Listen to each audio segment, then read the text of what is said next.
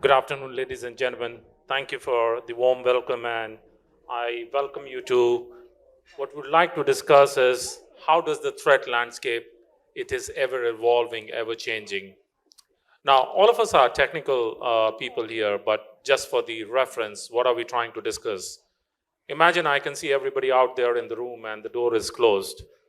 I shouldn't be waiting for somebody to knock at the door and then start reacting. I want to see what are those threats and risks which are going to come my way and prepare myself better, move away from a reactive stage to probably take our clients and customers and all of us to a proactive and a predictive stage. And that's where we're trying to discuss what is of relevancy here. All right, just a very quick slide here. I'm not going to spend much time here. So we've been around for years. We in fact have one of a big corporation from Philippines as one of our clients, which is CYFIRMA. And as you can see, we are funded by Goldman Sachs. So there is definitely some juice in the technology. No one is really spared. If you really see, and we have seen this firsthand in a few months or probably a little bit over in a year, we all understand and are aware of what's happening in the European peninsula, right? And well before the missiles or the bullets were fired, there was a huge uptick in cyber attacks from both sides. There was a huge uptick in cyber attacks, not only against each other, the adversaries, but people who are supporting a particular way of life or who are expressing, support towards something that they believe is true. And you'll be surprised the indicators we saw, specifically in some of the ransomware attacks. At that point of time, what they were not looking for only is some money to be paid, some ransom to be paid. They were actually looking for people to go on to social platforms and support their action against that peninsula. Now, what is happening out there can very well get replicated in the Taiwan Straits or Western Philippine Sea or somewhere around North Korea and Japan, depending on how it goes. And if you really see out there, everything is up for grab. Whether you have IT/OT because of IT/OT convergence, it is up for grab. If you're thinking that, oh, I'm a very small entity, I'm a small business, and I might not be of interest to somebody, think again. Because the amount of SMEs and SMBs are being attacked, it's mind-boggling, the numbers. If you're looking at, is it only around my entity and I have everything covered? Well, even starting from the phone that you have in your pocket to the laptop you're running, all of us are exposed to supply chain risks. And in cybersecurity, as we call, right, you're only as good as your weakest chain or the weakest link. And I have seen this personally in my 26, 27 years of experience, right? And I can put my hand on my heart and very clearly tell you, there are only two stages in cybersecurity. Either you are hacked and you know, or you are hacked and you don't know. There is nothing else out there, and there is no silver bullet out there. So please understand, if you're not aware, most likely you do not have the visibility of what's really happening out there. And maybe you have your data which is lurking out there, or somebody has established persistence in your environment, and they're just waiting for the right time to attack. And the motivation can be geopolitical, motivation can be financial, motivation can be, hey, enemy of an enemy is a friend, or a friend of an enemy is a friend, depending on how you look at it. So what is really evolving out there, right? It is all around things like cyber world and physical world is very connected nowadays. We have seen, based on clients that we support in the healthcare industry, in the pharmaceutical industry, in the manufacturing industry, you are starting to see attacks resulting from cyber attack leading into a kinetic loss, which is loss of human life. And those things are all out there. I mean, whether you are going to attack a water treatment plant, you're going to attack a hospital, and some of your, sci-fi, based on sci-fi scenes in the movies that you see, they're all really happening out there. There've been loss of lives which have happened out there. And where is this originating from? A lot of it is originating from geopolitical considerations, because you have things called, as I was explaining to you, state-sponsored threat actors. These are cyber criminal cartels who are working at the behest of state machinery, and they are not looking for an ROI. They are not looking for a 9-to-5 job. Yes, hi, you have given me a job and I'm going to work on it. Or no, I need to prepare a business case, as most of us in security and IT have to prepare before an investment is out there. They are looking at trying to further the agenda of their state masters. And how this is working through some of the nuances as easy as ransomware attacks. And what we are starting to see is deep fakes. In fact, one of our predictions in 2023, for 2023, we had mentioned that very soon, deep fakes will take over phishing attacks. So specifically in Philippines, if you are starting to see a lot of phishing, smishing, and wishing, I can assure you, deep fakes are already out there. It's just a matter of time before they start to get recognized. And on a monthly basis, I see quite a many flavor of it that some of our clients are seeing, or what we are able to identify for some of our clients. So there are various geopolitical considerations when it comes to what is lurking out there in Southeast Asia, and what we would like to point out for organizations and MNCs which are working in Philippines. Now let's understand a little bit about the demographic of Southeast Asia, a very vibrant geography of which Philippines is an important part. A very young population, very tech savvy. Everything is out there on the phone, on the tablet. The internet penetration is going, which also means that it is giving enough opportunity for cyber criminals as well. I'll take one simple example. 5G. All of us are really happy. 5G, the speed is fast. We can download movies or files in a split second, right? Imagine if some cyber criminal is out there who's trying to launch an attack and they have access to 5G. Well, they are going to execute, or they will be able to execute that attack a lot faster than what they were able to do at 3G. Because by the time you have clicked on a link, and by the time a fileless malware or a file malware gets downloaded onto your PC or tablet, you wouldn't even get time to react. As my previous speaker had talked about, how many of us really use antivirus on our phones? Well, I do. I'm not sure if that's the norm, but that is just one of the protections you have to employ. And if you don't employ, the risks are really huge. You have things around, a very big geography. And I'm not here to name or shame any country. I mean, I respect all of them. But based on trends we are able to see, there is lots of aspiration from one particular geography wherein they want to get details around data. They want to get details around intellectual property. They want to get details around your way of life. They want to get behavioral analysis around what the society is thinking about or doing. Because, hey, as an example, if I say that I come from Singapore, and if I get behavioral data around, there is an increase in the number of diabetes cases, I can actually use that data to influence a particular brand originating from that country to be utilized for protection against diabetes. With that, I am able to gain the market share in the geopolitical scenario or in the global economy, and I can bring down your brands and take over your society. It's a simple use case. Is that not happening? I can assure you it is happening, because we are able to see trends. We monitor close to 2,000 cyber criminals and 2,800 cyber criminal campaigns, and we see strains around this all across the globe. You have information around, how do these geopolitical considerations can be used in getting even. Because please understand, if there is a global tender out there, and there are multiple organizations which are fighting for it, and organizations from Philippines are also involved, hey, simple execution of corporate espionage, honey trapping, trying to leak your data, trying to use leaked credentials to carry out, reputational damage, brand damage, financial impact, are all tricks of the trade in where it becomes very easy to, get even.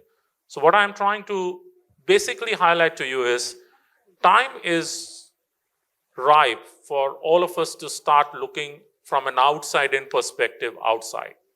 The threats and risks which are lurking and which are going to impact your businesses do not necessarily just originate from within your organization. because 99% of those threats are coming from outside your perimeter. Somebody is trying to look into how to get even, how to make money. You can buy a very simple ransomware malware code for as low as 15 US dollar, and it comes with on-call support. That is how frictionless the entry into this kind of an industry has happened. So those threats and risks which are coming from outside your organization, and by no means I'm trying to say that please get rid of all your perimeter defense systems. All I'm trying to say is you can put the best of the platinum grade defense systems out there.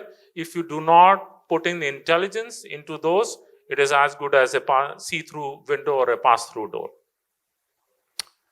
Some of the trends we have seen, and this is specific to the geography of Philippines, right? There are certain sections of industries which are getting heavily targeted. Now, as I've explained to you, we are working with quite a few clients. One of them is nameable, the others are not, unfortunately. We see a lot of trend against manufacturing. We see a lot of information that is being leaked out there. You have a huge service dependent industry. You have lots of outsourcing vendors sitting out here. And through those outsourcing vendors, if you utilize them as a path of attack and method of attack, and you are able to gain persistence in a lot of customers that they are supporting, it's a very easy win. Now, all of us, I'm pretty sure, understand what is the overall cycle of a standard cyber attack. Typically, if it is a well-planned one, it can take any time between 12 to 18 months. So obviously, they would like to maximize that. Maximize it is only based on how many number of individuals can be compromised or impacted, how many industries can be compromised or impacted, how many companies can be compromised or impacted. So here are some of the indicators that we have listed out there. And this is based on all data that is derived out of clients we are supporting. This is not generic data. This is not something that somebody went out there, mined the data and presented it. It's based on hardcore facts that our platform and our researchers and analysts have compiled. So I'm not going to go too much into the details, but I think there are 4 menaces which are definitely of considerations for my colleagues in this room and those who have not been able to join. Ransomware is number 1.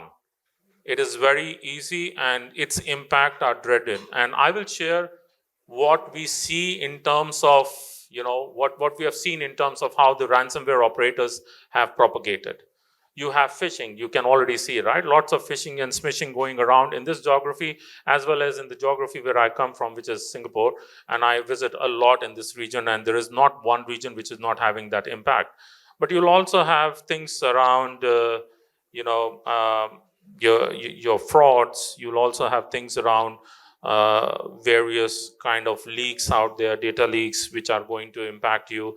It could be starting from BEC, it could be e-commerce websites being utilized, it could be impersonated or domain squads as we call them, and you could be redirected to a malicious website based on a link which is sent to you. Or at times you can go to a proper website and somebody goes and executes a cross-site scripting error because we are just sometimes careless in trying to fix some of those settings or controls, and it just redirects us to that page. So what have we really seen in terms of trends and from the dark web, right? And there are 2 flags here. And again, I'm not here to name or shame any nation. I'm just presenting the trends that we have seen out there. What we are starting to see in how from one of our nearest neighbors of Philippines, how they are propagating. They are utilizing various publicly available as well as customizable, malware or ransomware that they could be utilizing for carrying out an attack, or they have very serious targets. As an example, one of the campaigns we have been tracking for years is Mission 2025, how that particular country can be right at the forefront of all the areas by 2025, which is not too far away. And that goes in stealing your intellectual property, stealing credentials, trying to bring somebody else down and get themselves up. We saw very clear strains around this, specifically during the COVID scenario when everybody was gunning to, get the big piece or give get the big pie around vaccines and present that to you. You do definitely then have the distant cousins out there from Europe who are also quite active. And let me reiterate to you, right? They collaborate a lot better than how we or rest of us who are here in the room collaborate. So do not think that they are acting in silos. Now, here are some of the examples of the data leaks we have seen. You can see right on the top left corner is one of the organizations from Philippines. Again, I am intending to just share with you the data that we have been able to pick up. It's not an intent to name or shame anybody. Here are some of the examples that we have seen across the region. So if you are thinking that, oh, this is only happening in Philippines, no, it's happening quite regularly. And this is just a small sample size of what we are able to see. So we do have the right inputs or the technology which is able to gather all this out. So I'm just going to browse through, but it's all around data leaks which are being sent out there. It's around the naming and shaming. And if you really look at the phishing, well, the trends are there to speak. You look at some of the attacks or the targeted industries in Southeast Asia, of which Philippines is an important part. You are able to see some of the trends out here. And this is based on all the data that we are able to gather based on the clients we are supporting here. Now, some of the entities, we call them cyber criminal cartels. I'm not here again to name or shame any country, but these are quite active in this region. And the number two, which you see, Lazarus Group, is actually an outsourcing or a body shopping for the cousins from the left and the right. So people don't want to do their dirty work. That is where outsourcing originated, and it's also there in the cybercrime economy or cybercrime world. A very small snapshot of cyber criminal campaigns that we are able to see, and a huge footprint of the snapshot around this campaign being executed against organizations in Philippines. We monitor 2,800. This is just 3 out of it. So one of the things I wanted to bring to your notice is what to expect out of a ransomware attack. Gone are the days that they will ask for ransom and they will give you back the data. Let me clarify it to you very clearly. Data is never returned. Data is the new currency in this world because data has value. So they will establish persistence, they will exfiltrate your data, they'll encrypt your data, they'll ask for ransom, and once you have supposedly paid the ransom, and they'll say, yeah, I put my hand on heart, by the Lord, I have given it back to you, and I will never release it out again. That is actually quite untrue. That information will be out there in some other forum where you might not have access to it, but people will have access to it. But what is also alarming is point number 4, wherein they always leave a trace of their persistence or their footprint in your environment. And that footprint and persistence is very widely communicated within their community. Hey, I have access to CYFIRMA as an example. Hey, bro, do you want to give me $200 and I'll pass you the credentials? Because remember, in dark web, it's all about how you, or in the underground forums, how do you build your profile? It all works on, it works on a lot of trust that some of us will not have amongst each other.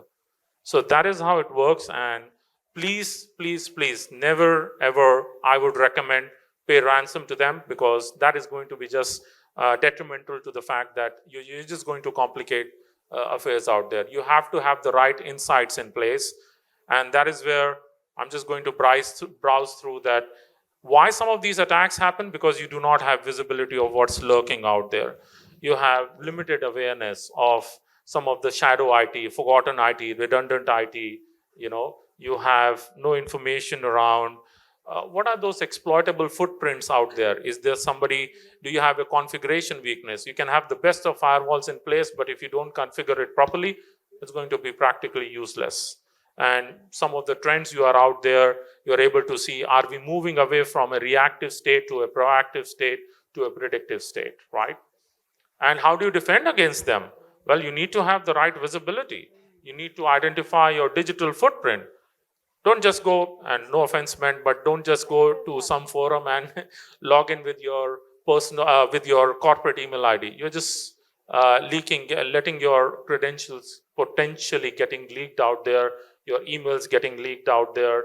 So, it's about trying to understand some of those strategies around what you need to do. So go back to the basics, very important. Know your enemy, and then definitely know yourself. Have the visibility around it.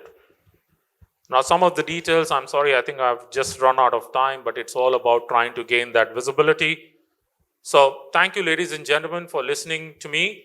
If you are interested in knowing how this is impacting your organization, please feel free to reach out to me or to my partners next gen. Have a wonderful day ahead.